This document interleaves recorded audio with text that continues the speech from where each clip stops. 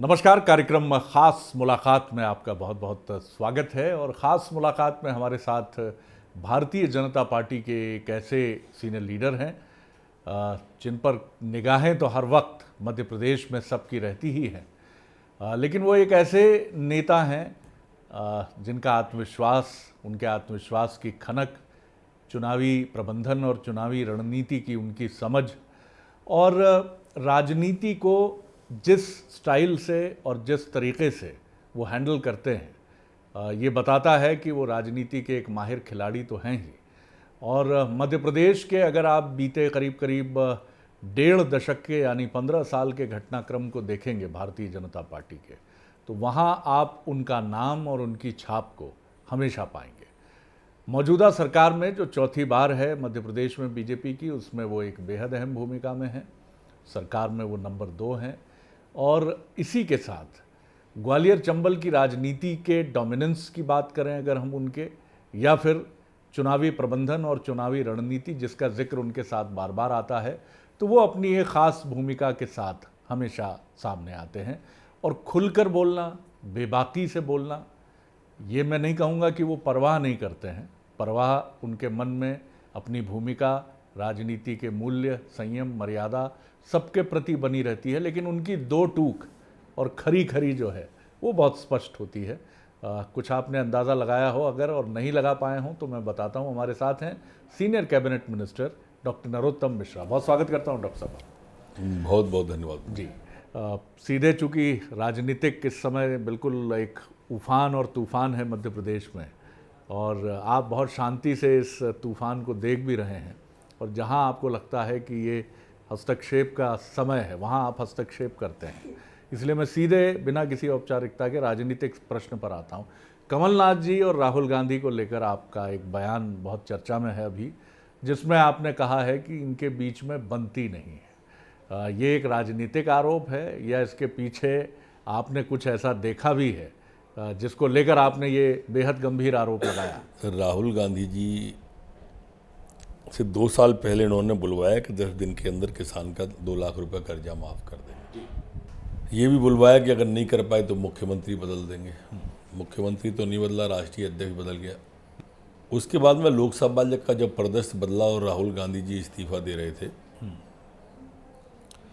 तब उन्होंने एक बात स्पष्ट रूप से कही कि कमलनाथ जी का सारा ध्यान नकुलनाथ जी पर था जी, जिताने पर, जो इस बात का संकेत देता है कि उनको इनका ये तरीका पसंद नहीं आ रहा था। अभी कमलनाथ जी को आपने देखा होगा कि उन्होंने घोषणा पत्र जारी किया तो राहुल गांधी का चेहरा ही हटा दिया उससे।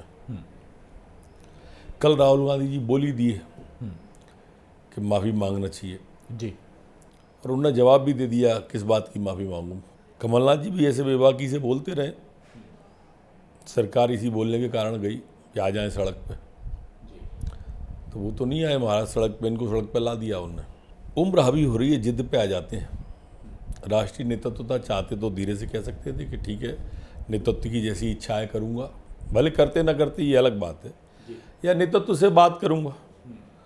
उल्टा उन्होंने ये कहने की कोशिश की कि उनको किसी ने समझाया होगा। ये तो साबित कर दिया कि राहुल गांधी समझदार नहीं है, उन्हें कोई समझाता है।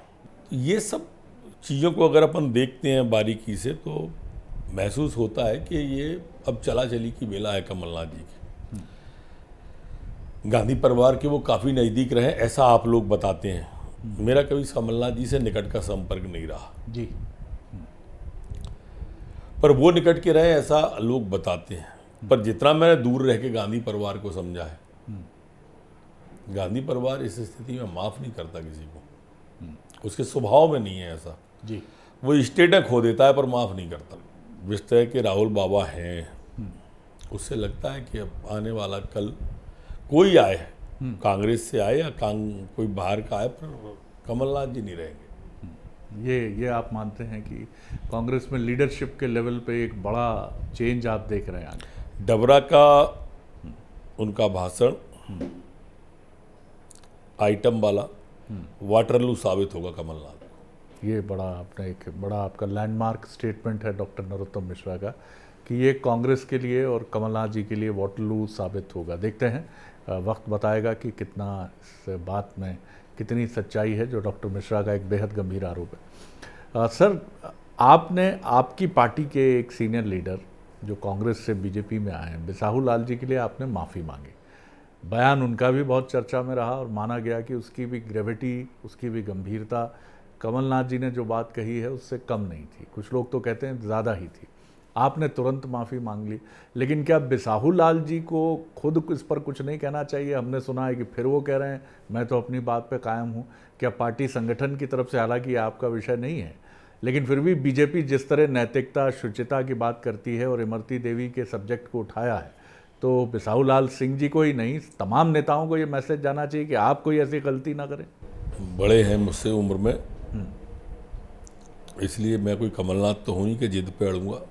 तत्काल मैंने माफ़ी इसीलिए मांगी, संसदीय कार्य मंत्री भी हूँ मैं, और चूंकि मामला वो केस रजिस्टर्ड हो गया है, उनके ऊपर केस लगा दिया गया है जी। अब देखते हैं उसके बाद जब बात होगी तो। डॉक्टर मिश्रा, आप जिस मिजाज के राजनेता हैं, आप, ऐसा नहीं है, हमने हमेशा देखा कि आप अपने प्रतिद्वंद्वियों पर तीखे हमले करते रहे। मैं कांग्रेस की बात कर रहा हूँ, और कमलनाथ जी से तो आपका विशेष प्रेम रहा है, शायद उधर से भी, और आपने उसका जवाब देने की कोशिश भी की है निरंतर कि मेरे ऊपर तो विशेष रूप से ध्यान केंद्रित था। और ध्यान केंद्रित क्यों था ये आप भी बेहतर जानते हैं और बीजेपी भी बेहतर जानती है, और मध्य प्रदेश भी समझता है कि डॉक्टर नरोत्तम मिश्रा की मार्च के घटनाक्रम के पीछे क्या भूमिका थी। क्या लगता है आपको कि राजनीति में मुद्दे पीछे चले जाते हैं जनता से जुड़े हुए, और चरित्र हनन की राजनीति का ये विषय केंद्र में आ जाता है? किसी राजनेता के इर्द गिर्द ऐसा जाल बुनने की कोशिश होती है कि ऐसा लगता है कि उसको ख़त्म करने का एक प्रयास हो रहा है। ये डॉक्टर नरोत्तम मिश्रा के साथ भी हो सकता है या हुआ है, कमलनाथ जी के साथ भी हो सकता है जी। जो लोग धरातल से जुड़े नहीं होते, ज़मीन से जुड़े नहीं होते, एक बनावटी आडंबर ओढ़े रहते हैं, वो इस तरह की राजनीति करते हैं जी। कमलनाथ और कांग्रेस 15 महीने की सरकार में इस तरह का हुआ इनके साथ। ये कुछ इच्छा नहीं थी करने की, कारपोरेट कल्चर से सरकार चलाई जी। रोज आप बयान पिछले एक हफ्ते के देख लीजिए। सज्जन वर्मा जी आते हैं तो कहते हैं कि दशहरे वाले दिन कैलाश विजयवर्गीय में रावण दिखाई देगा आपको जी। एक दिन कमलनाथ जी नालायक कह देते हैं, एक दिन पत्रकारों से कह देते हैं मैं कोई शिवराज हूँ क्या। अब ये रोज नए जुमले जो कांग्रेस फेंक रही है, कायदे से 15 महीने में उनने क्या किया है वो बताते, हमने क्या किया है 15 साल में हम बताते, जनता तय करती किसे वोट देना। पर रोज इस तरह की भाषा बोलना, एक दिन 2 दिन तो समझ में आती है। चुनाव, विकास पे चुनाव को जाने नहीं देती हैं ये इनकी। और उस अचंबा ये नहीं है कि वो नहीं जाने थे, और अचंबा ये है कि हम पे तोहमत लगा देते हैं जी जी कि हम फालतू में मचा रहे हैं। बोल क्यों रहे हो भैया आप लोग? क्या आप इससे भी सहमत होते हैं डॉक्टर मिश्रा? आप एक ऐसे राजनेता के तौर पर भी देखे जाते हैं जो लंबे समय से संसदीय प्रक्रिया को बहुत करीब से देखते रहे हैं, सदन के भीतर भी और बाहर भी, बतौर संसदीय कार्य मंत्री भी, कि एक आचार संहिता जैसा मीडिया के लिए बात होती है, और मीडिया की तरफ से कोशिश हुई है कि एडिटर्स के ग्रुप ने ही अपने लिए एक गिल्ड बनाया हुआ है कि जिसमें वो अपने लिए आचार संहिता का नियमन करने की कोशिश करते हैं। क्या राजनीतिक दलों को भी एक कोशिश करनी चाहिए कि चुनाव के पहले ख़ास तौर पर कि खुद उनकी तरफ से ये पहल हो? आज अगर कांग्रेस का कोई सीनियर पैनल होता या तमाम राजनीतिक दलों का एक पैनल होता तो वो इस पर संज्ञान लेता तो ज़्यादा उचित होता। निश्चित रूप से भारतीय जनता पार्टी में तो थोड़ा सा भी चूक जाते हैं तो हमें तो शीर्ष नेतृत्व तत्काल टोक देता है। मैं सरकार का स्पोक पर्सन 15 साल से हूँ जी। संगठन में भी रहा, 30 साल से विधायक भी हूँ, 31। मैं तो एक ही बार चूका, एक ही बार राष्ट्रीय नेतृत्व ने टोका मुझे जी। मैं कभी चूका नहीं जी। कि मुझे जी। पर मैंने तत्काल आके कैमरे पे गलती मानी अपनी। जी जी।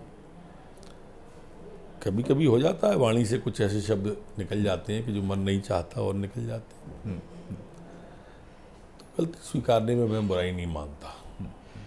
कमलनाथ जी क्यों मानते हैं मुझे नहीं मालूम, लेकिन इससे मैं अक्षर से सहमत हूँ, शब्द से सहमत हूँ कि कोई ना कोई आचार संहिता एक बननी चाहिए जो कि क्योंकि हमारी तरफ समाज देखता है, हम चेहरे हैं जो जनप्रतिनिधि हैं, और हमारे को वाणी पर संयम रखना चाहिए, एक मर्यादा होनी चाहिए। एक मर्यादा होनी चाहिए। ये बड़ा अच्छा शब्द है, क्षमा। लेकिन कई बार हमने राजनीति में देखा कि एक कैरेक्टर असैसिनेशन की पॉलिटिक्स भी होती है, और ये आउटसाइड भी होती है और विद इन दी पार्टी भी होती है, और आपको पता भी होता है कि ये बाहर से जो हमला हो रहा है उससे भीतर से हमला हो रहा है। आपके ऊपर हमला हुआ जब आप विपक्ष में थे, माना गया कि वो बाहर से हमला हुआ, हो सकता है भीतर से भी कुछ लोगों ने सपोर्ट किया हो। एक प्रतिस्पर्धा तो हमेशा ही जीवन में होती है, आप ही के साथ नहीं, हर क्षेत्र में है जीवन के। आप एक राजनेता, 30 साल से आप विधायक हैं, 3 दशक, तमाम चुनौतियों को जूझते हुए आगे बढ़ रहे हैं।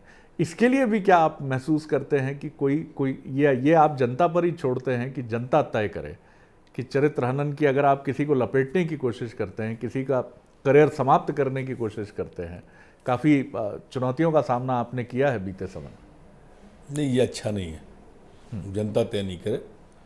ये जो तरीका था या मेरे साथ जो अपनाया कमलनाथ जी ने, दिग्विजय सिंह ने, मेरे अकेले के साथ नहीं था, मेरे परिवार को परेशान किया, मेरे भाई को, मेरे दामाद को, मेरे सगे संबंधियों को,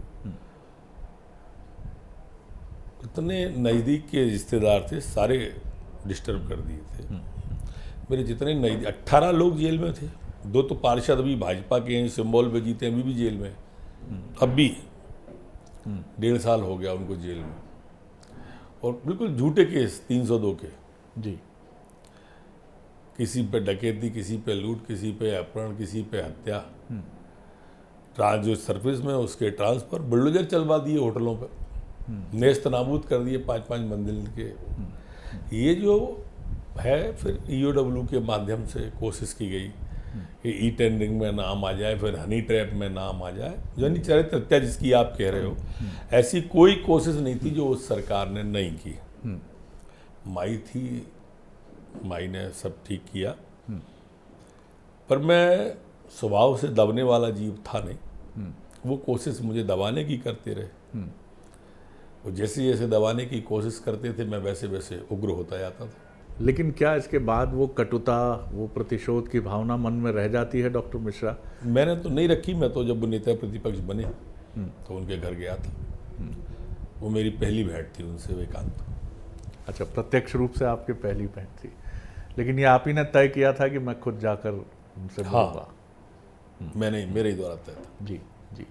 मैं संसदीय कार्य मंत्री हूँ, जाना भी चाहिए मुझे। जी जी। नेता प्रतिपक्ष कोई बनता है।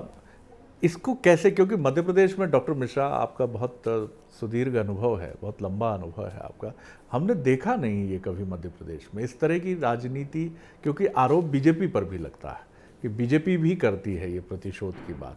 दिग्विजय सिंह जी पर जब बीच में मामले हुए थे 3-4 साल पहले, तो कहा गया कि एक बहुत कनिष्ठ स्तर का पुलिस अधिकारी उनको पूछताछ के लिए बुला रहा है, एक पूर्व मुख्यमंत्री जो 10 साल पूर्व मुख्यमंत्री रहा है, एक CSP स्तर के अधिकारी की तरफ से समन किया गया है पूछताछ के लिए।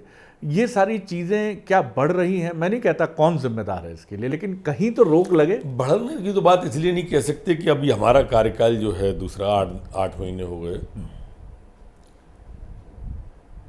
इसमें तो कहीं आपको 6 महीने में देखने को नहीं मिला हो, 7 महीने में जी कहीं भी नहीं गति नहीं आई होगी।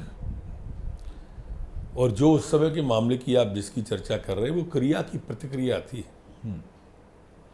वो एक झूठे मामले को तूल दे रहे थे व्यापम जैसे को, जिसमें कुछ नहीं था। वो हाई कोर्ट गए, SIT में गए, सुप्रीम कोर्ट गए, जितनी एजेंसी हो सकती हैं उतनी उन्होंने जगह पे गए।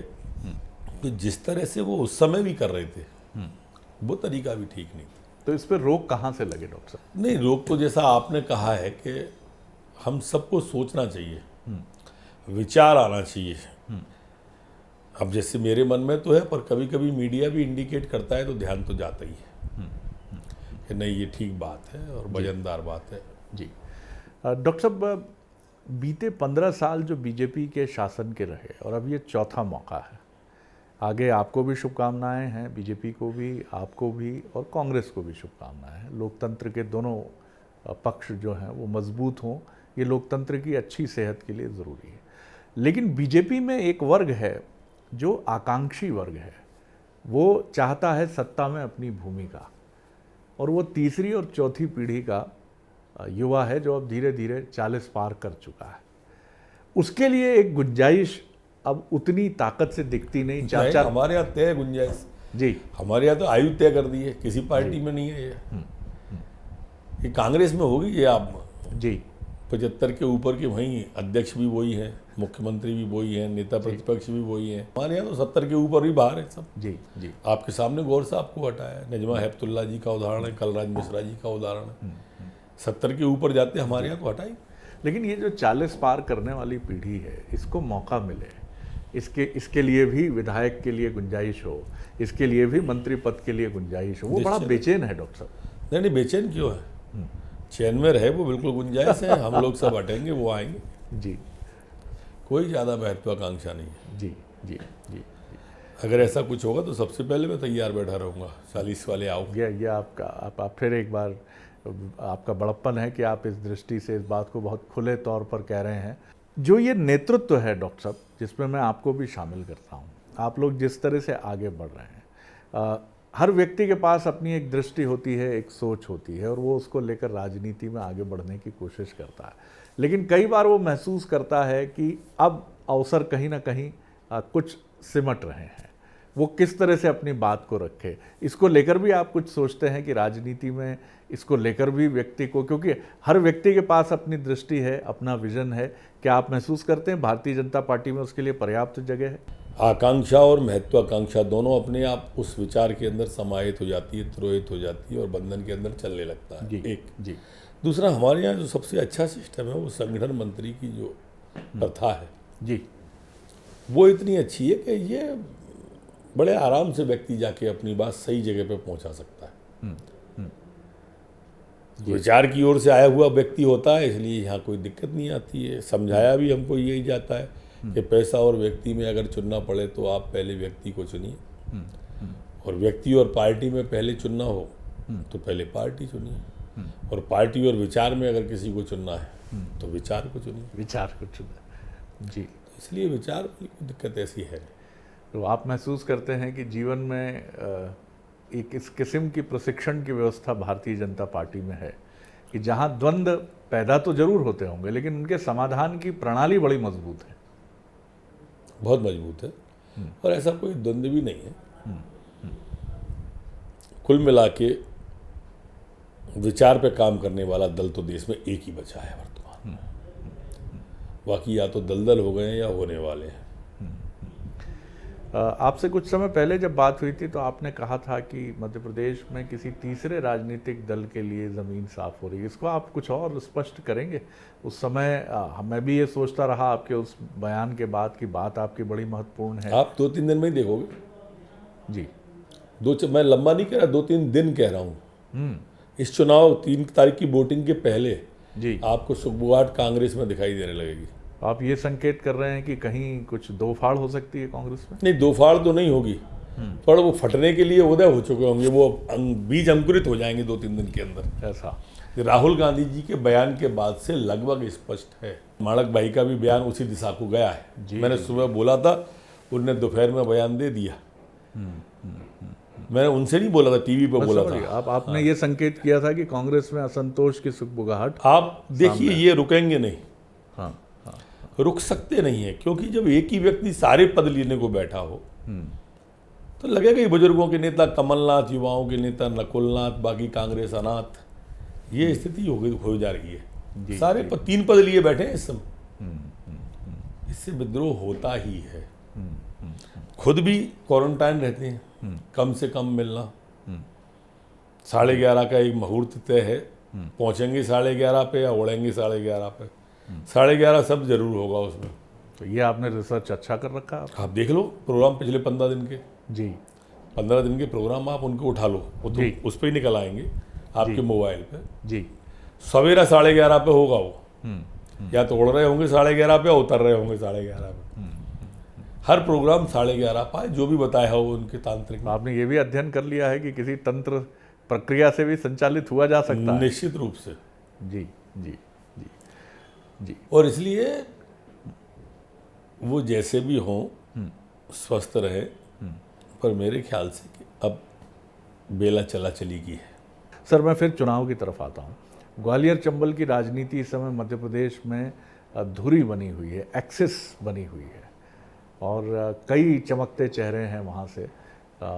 शुरुआत आपसे ही करता हूँ मैं, फिर केंद्रीय मंत्री जी हैं, नरेंद्र सिंह तोमर जी हैं, जयभान सिंह पवैया हैं, प्रभात झा जी हैं, फिर ज्योतिरादित्य सिंधिया साहब हैं, एक चमकता हुआ चेहरा।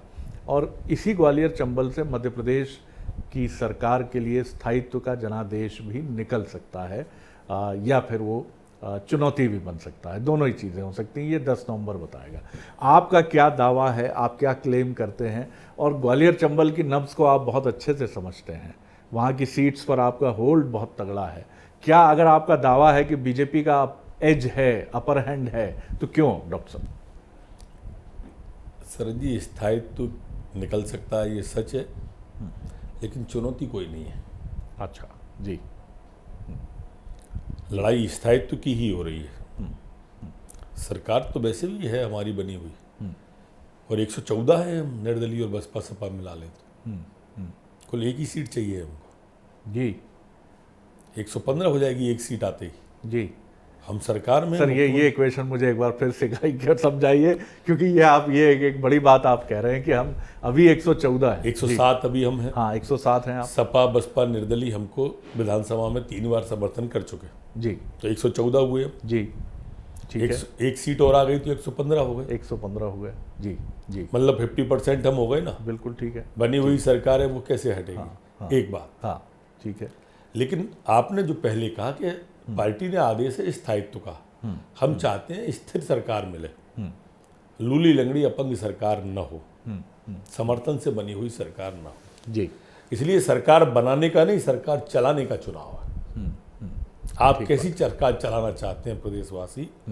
लूली लंगड़ी दबाव में काम कर रही हो या विकास का काम कर रही हो? विकास का काम करने वाली। ये प्रदेश की जनता के ऊपर है। जी। और इसलिए आपने जैसा पहला सेंटेंस बोला कि इससे स्थायित्व निकलेगा, जी। हम स्थायित्व के लिए लड़ रहे हैं, 28 सीटों के लिए लड़ रहे हैं। तो ग्वालियर चंबल आप मानते हैं कि वो बीजेपी के लिए लकी चार्म साबित होगा? आपका दावा है ये? लकी चार्म ग्वालियर चंबल तो हमेशा से ही भाजपा के साथ रहा है। पिछली बार नहीं था, कांग्रेस के सिर्फ साथ इस किया बार था। इनके 2 लाख के धोखे में आ गए। जी 2 लाख के धोखे में आ गए मतदाता। दूसरा, महाराजा सिंधिया जो है ग्वालियर के, वो वहीं के थे और इन्होंने उनको वहाँ मुख्यमंत्री के रूप में प्रोजेक्ट किया। तो ग्वालियर चंबल से कभी कोई सीएम नहीं बना है।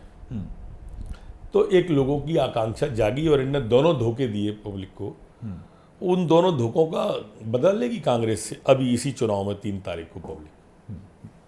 ज़्यादा लंबा नहीं है खेल, 8-10 दिन का है। 8-10 दिन का हाँ, खेल है। खेल समझ जाएगा। कंक्लूड कर रहा हूँ इस सवाल के साथ इस बातचीत को। आपने बहुत अच्छी बात की कि ये मसला सरकार चलाने का है मजबूती से, और चलाना भी कैसे है कि विकास का मंत्र ही और आगे बढ़ाना है। क्या डॉक्टर साहब आप चैलेंजेस देखते हैं? बीच में हमारी मुख्यमंत्री जी से भी बात हुई थी, उनका कहना था कि आर्थिक विकास मध्य प्रदेश का, शिक्षा, स्वास्थ्य, आप भी बहुत बेहतर तरीके से मध्य प्रदेश को समझते हैं। अलग अलग विभागों की जिम्मेदारी आपने संभाली है अपने लंबे राजनीतिक जीवन में। आप भी चुनौतियों को समझते हैं। अब मध्य प्रदेश के लिए अगर मैं मानूं, और शुभकामनाएं देते हुए आपको भी, मैं कांग्रेस के लिए भी कहूँगा कि अगर मैं मानूं कि आपकी स्थायित्व की ये जो टेंडेंसी है ये बढ़ने वाली है, तो मध्य प्रदेश के लिए बीजेपी के पास क्या होगा आने वाले 3-3.25 सालों?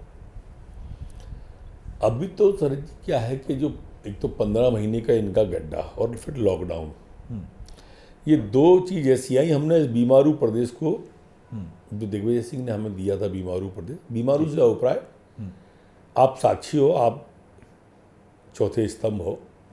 आपने देखा था इस प्रदेश में सीएम हाउस में भी 6-6 घंटे बिजली नहीं रहती थी। आप साक्षी हो जब दिग्विजय सिंह थी, गड्ढे में सड़क है कि सड़क में गड्ढा है कि गड्ढे में गड्ढा है। जो समस्याओं को लेके हम सरकार में आए थे, आज वो एक भी समस्या नहीं रही। फॉर एग्जाम्पल, ग्वालियर चंबल से बिंद की धरती तक डाकू समस्या थी, बिजली की समस्या थी, नक्सलाइट की समस्या थी, घर में घुसकर नक्सलाइट ने लखीराम कावरे मंत्री दिग्विजय सिंह के उनको घर में घुस के मार दिया था। इस प्रदेश के अंदर सड़क, बिजली, पानी ये सब संकट में थे। आज एक भी मुद्दा नहीं है इस चुनाव का, आप देख लो। हम जिन मुद्दों पर जीते थे वो मुद्दा है ही नहीं, इसको काम कहते हैं। आज डाकू नहीं है इस मध्य प्रदेश की धरा पे, आज इस नक्सलाइट नहीं है इस मध्य प्रदेश की धरा पे, आज सिमी नहीं है इस मध्य प्रदेश की धरा पे, आज बिजली का संकट नहीं है, आज मध्य प्रदेश की धरा पर पानी का संकट नहीं है, आज मध्य प्रदेश की धरा पर सड़कों का संकट नहीं है। ये थे चुनाव के मुद्दे जो हमने समाप्त किए। अब आने वाले समय में मूल समस्या ये लॉकडाउन एक वैश्विक संकट है, ये कोई मध्य प्रदेश का संकट नहीं है और किसी पार्टी के, कांग्रेस हो या भाजपा हो, इनका दिया हुआ संकट नहीं है। ये वैश्विक संकट है, प्रकृति का दिया हुआ है। और उसके कारण से, एक संकट के कारण से अनेक बाई संकट जो पैदा हुए हैं, रोजगार का संकट, प्रवासी मजदूरों का संकट। तो आज जैसे जैसे लॉकडाउन खुलेगा और कोरोना घटेगा, अभी लौट नहीं लगा दी, यही डर है, जैसा सुधरता जा रहा है माई करे ऐसा सुधर जाए जी। तो फिर पहले इस संकट से निजात पाके और रोजगार की तरफ बढ़ना पड़ेगा। ये आप चुनौती मानते हैं। फिर भी अगर मैं तुलना करूं तो आपने बहुत ईमानदारी से ये बात कही है कि ये पॉलिटिकल क्राइसिस नहीं है, ये एक महामारी का संकट है, पूरा विश्व जी प्राकृतिक है। फिर भी आप देखते हैं मध्य प्रदेश की चुनौती को, तो 2003 की चुनौती को आप ज़्यादा गंभीर मानते हैं कि 2020 की इस चुनौती को ज़्यादा गंभीर मानते हैं? 20 की चुनौती को जी जी, क्योंकि आर्थिक चुनौतियां भी हैं, मध्य प्रदेश को पटरी पे लाना, लॉकडाउन ने बहुत नुकसान किया, रोजगार है, तमाम मसले, बड़ा नुकसान हुआ है। बड़ा नुकसान हुआ। पहले ये था कि प्रदेश का कोई नुकसान होता था तो केंद्र सरकार सपोर्ट करके खड़ा कर देती थी। ये वैश्विक संकट है, पूरे देश में है, पूरे देश में। और आज कोई रोड मैप भी हमारे सामने नहीं, हमें खुद ही ढूंढना है। सारे विश्व के डॉक्टर उस बीमारी का इलाज कर रहे हैं जिसकी वैक्सीन ही नहीं है, वैक्सीन, जिसका दवाई नहीं बनी उसका इलाज हो रहा है, उसका इलाज हो रहा है। ठीक बात है। मैं बहुत धन्यवाद करता हूं डॉक्टर नरोत्तम मिश्रा, और बहुत शुभकामनाएं आपकी राजनीतिक यात्रा के लिए भी। खास मुलाकात में इतना ही, अगली बार एक और ख़ास शख्सियत को लेकर आपसे मिलेंगे। इजाज़त दीजिए, नमस्कार।